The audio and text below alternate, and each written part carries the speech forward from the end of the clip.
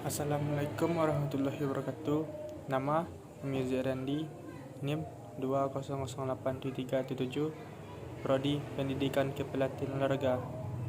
Baiklah, saya di sini akan menjelaskan tentang manajemen pengelolaan usaha. Secara umum, manajemen adalah suatu proses di mana seseorang dapat mengatur segala sesuatu yang dikerjakan oleh individu atau kelompok. Manajemen perlu dilakukan guna mencapai tujuan atau target dari individu ataupun kelompok tersebut secara komparatif menggunakan sumber daya yang tersedia. Dari pengertian tersebut, ilmu manajemen dapat diartikan sebagai kemampuan dalam mengatur sesuatu agar tujuan yang ingin dicapai dapat terpenuhi. Sebetulnya, hal ini sudah sering terjadi di kehidupan nyata. Setiap orang juga pasti pernah mempraktikkan ilmu manajemen secara tidak langsung setiap harinya. Selain itu, manajemen juga dapat diartikan menurut etimologinya. Manajemen berarti sebagai seni, mengatur dan melaksanakan. Berdasarkan bahasa Prancis kuno, manajemen juga dapat diartikan sebagai usaha perencanaan, koordinasi, serta pengaturan sumber daya yang ada demi mencapai tujuan secara efektif dan efisien. Manajemen menurut para ahli. Menurut para ahli memandang ilmu manajemen dengan pengertian beragam. Menurut Mary Parker Follett, manajemen adalah seni dalam menyelesaikan tugas melalui perantara.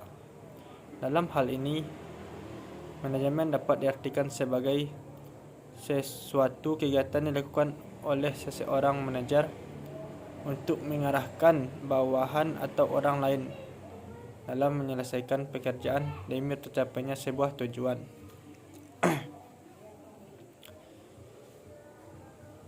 Selanjutnya, George Robert Terry yang mengartikan manajemen sebagai proses khas beberapa tindakan seperti perencanaan dan perorganisasian, pergerakan, dan pengawasan.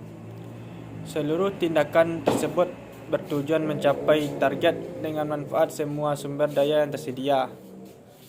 Menurut Ricky W. Griffin, manajemen adalah proses perencanaan, organisasi, koordinasi, dan kontrol pada sumber daya agar tujuan tercapai secara efektif dan efisien. Efektif di sini maksudnya tujuan tercapai sesuai rencana, dan efisien berarti bahwa manajemen dilakukan secara cermat, terorganisasi dan tepat waktu. Berbeda, Lawrence Apley mengartikan manajemen sebagai keahlian dalam membangkitkan orang lain agar tersedia melakukan sesuatu. Tak harus seseorang, keahlian manajemen juga dapat dimiliki oleh organisasi maupun kelompok. Terakhir, Hillman berpendapat bahwa manajemen merupakan fungsi untuk mencapai suatu target melalui perantara, serta melakukan pengawasan. Dengan begitu, tujuan dapat tercapai bersama. Fungsi-fungsi manajemen. 1. Perencanaan. Perencanaan adalah hal pertama yang wajib dilakukan seorang manajer. Dengan adanya perencanaan, manajer mengevaluasi segala tindakan, baik yang sudah dilakukan maupun yang belum. Tanpa adanya perencanaan yang matang, tujuan dari kegiatan manajemen tidak akan tercapai.